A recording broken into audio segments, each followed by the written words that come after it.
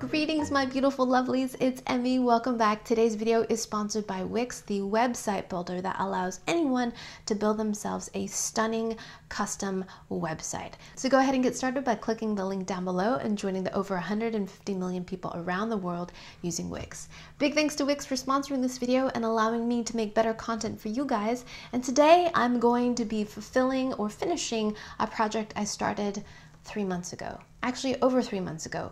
More precisely, 100 days ago. Yes, 100 days ago, I started this recipe for 1,000-year-old eggs or century eggs. Right here in this crock. So if you're not familiar with 1,000-year-old eggs or century eggs, the names are interchangeable. I have an old video I did talking a little bit more about it, and I'll put a link to that down below. But in a nutshell, 1,000-year-old eggs or century eggs are a way of preserving eggs. It's a Chinese process in which you create a very alkaline or basic kind of mud, and you pack a raw egg. In this case, I'm going to be using duck eggs, which is traditional, using this alkaline mud. And what happens is a chemical reaction. That alkaline situation that you've placed your eggs in not only preserves the eggs, but actually changes them. It actually increases the protein and reduces the amount of carbohydrate. So in some sense, the egg becomes a little bit more nutritious. And more importantly in some regard is that it preserves the egg, so you can have these eggs for quite a long time. But it drastically changes the egg.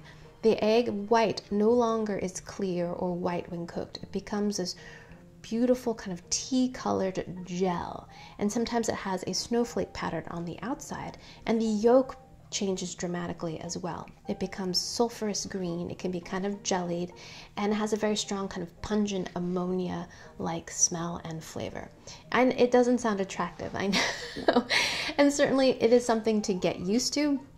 I grew up eating these eggs in a very specific way. We would have a congee or a rice porridge, we would call that joke, savory porridge, and then we would cut little bits of this egg and add that into the soup and have a little bit of green onion and lots of white pepper on top.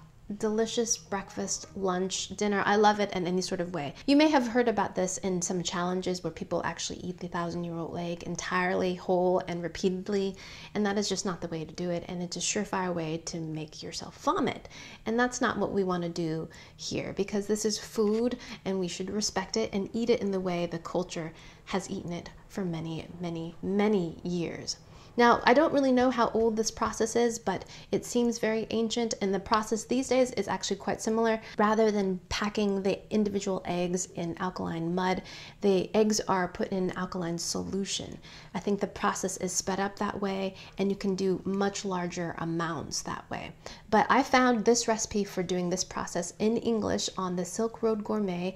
I will put a link down below. It's a blog post that was very nicely illustrated and went into a lot of detail on how she went about to get her 1,000-year-old eggs. So I'm really, really hoping this worked. So let's go back in time 100 days and I'll show you what I did to get to the stage. All right, here we go. It is May 22nd, 2019. I am in my backyard. I hope you can see my beautiful chickens behind me. My neighbor decided to turn on their leaf blower right this second. Isn't that how it always goes? Anyways, today I am going to actually begin my century egg adventures. So I hear some distant rumblings. Thunder is approaching. It is quite cloudy. Daylight is fast waning, but the time is now. The time is now. 6 cups of tea that I've brewed up. There are 8 tea bags that I have torn open. 16 duck eggs, and this is calcium oxide, quick lime, CaO technical grade. Now this is very caustic. We want to make sure we have glasses and some gloves on. We're going to add 2/3 of a cup of salt, 3 cups of wood ash, 3 cups of charcoal ash. Give this a good mix-a-roo. Next we're going to add our quick lime, 1 3/4 of this. 7. So that was exactly the entire bag. 3 cups of our very strongly brewed tea to make a mud. Stir that around. Careful not to splash this around. It has a strong smell. Wow. It's from that quicklime. The recipe calls for using the tea leaves as well. So I'm just going to strain them using a little bit of burlap. These are a little bit larger than chicken eggs. I'm going to place them carefully into the mud. Ooh, that mixture is warm. That's interesting. So there's an exothermic reaction happening here, a combination of water and lime. It's warm. How interesting. I'm going to let these sit in the mud for about 15 minutes.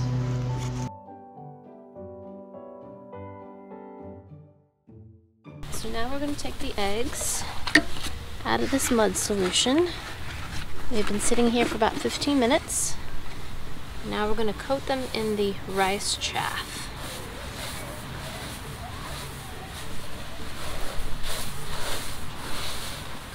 And let them rest overnight before we bury them.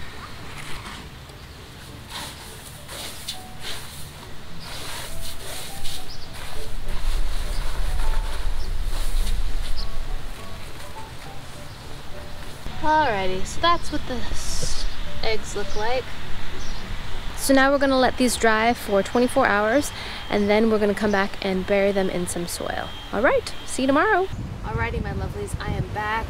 My duck eggs have been sitting for a day and now I'm ready to pack them up in a crock. So I've got some compost here and I've mixed it with the rest of that alkalized mud, and now I'm just layering the eggs into this crock. The soil will provide cushioning, some microbes, and some additional lime. So I think this is just going to work out just fine. Alright, I'm going to finish packing these up and hopefully in 100 days we will have century eggs. Alright, see you then. Bye! I really hope these eggs turned out because I've been wanting to do this recipe for years now and finally the time has arrived. Okay, I have 18 eggs in here. Let's go ahead and find them. Okay, here we go. All right, let's see. Out of here. Nothing disturbed these eggs.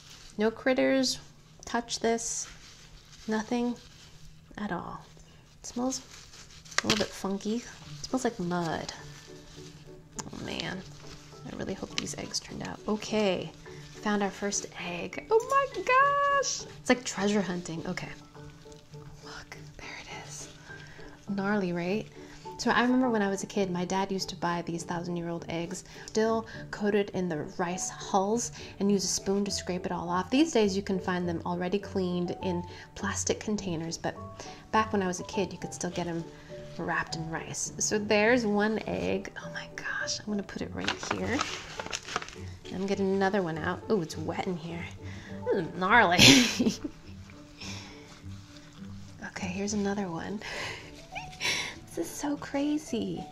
Okay, put it here. Now we're gonna remove the rice from the outside. It comes off pretty easily. Wow, it smells funky. I hope this worked. It smells like a bog. It smells like the mud that when you go stepping in a bog or something. Very sulfurous. Oh, I hope these worked. I can't tell. Now I'm gonna go rinse these off in the sink. Moment of truth. It doesn't look dark though. These eggs are supposed to be really dark. Part of me doesn't want to even open this because I don't want to taste failure, but you know, failure is how we learn. Alrighty, here we go, let's do this. Ooh, it does feel kind of jiggly. The shell is quite hard.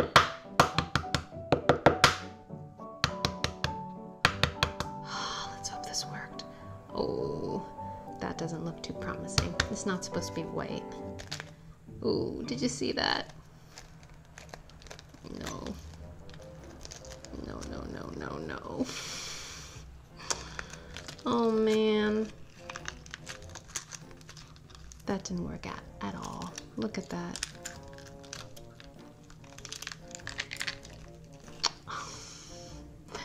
That is definitely not a century egg. Oh man. It smells sulfurous. It doesn't smell rotten, but it smells sulfurous. All right, let's give the other egg a shot. No. That too did not work. Oh, I'm so disappointed. Look. Not even remotely congealed. Oh boy, that's so gross. This is the face of disappointment. I'm so bummed. It didn't even partly congeal at all. At all. I followed the recipe to a T. This means I'm gonna have to do this again. So yeah, I'm gonna have to reorder the materials to do this again. But let me just check. I'm gonna grab another egg, maybe deeper down is where the alkalinity needed to be. I don't know. Let's see. And on the stove I have a pot of yolk waiting for these eggs. I'll just have it without the eggs, I guess. Such a bummer. All right, maybe the ones down below worked better. Let's just see. I'm gonna get one way from the bottom. Like this one right here. Nope, it looks clear too. I'm just gonna crack this in here and see what happens.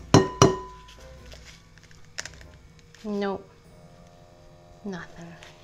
Rats. I'm gonna go wash my hands. So this is one case where I'm glad there's no smell-o-vision, because if you could smell my kitchen right now, you'd be pretty empathetic, because it smells pretty terrible. It's a combination of sulfur, rotten eggs, and stinky mud.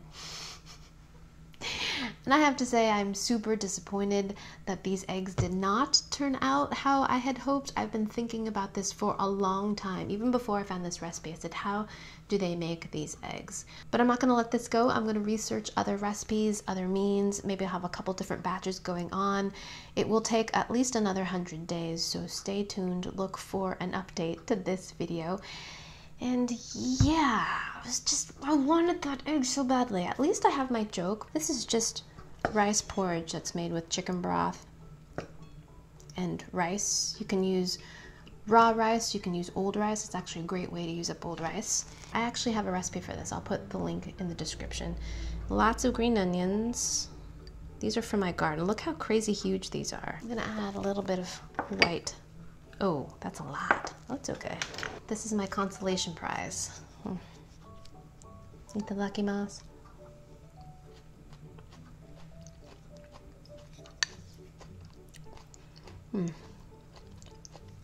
Delicious. It is a comfort. Ugh. Thank you guys so much for joining me. Thank you for your continued support. Big thanks to Wix for sponsoring this video.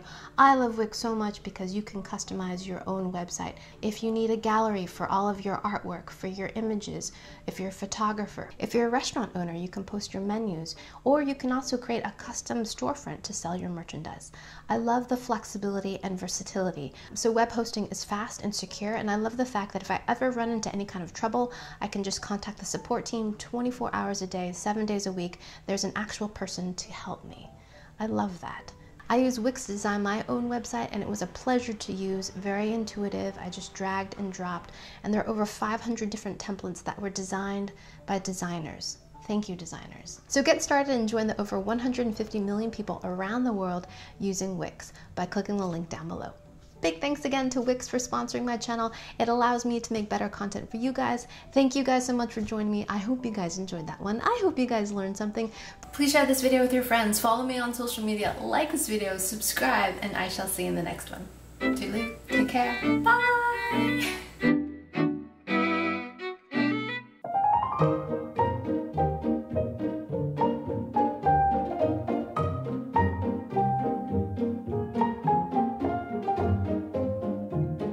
Back to my consolation prize.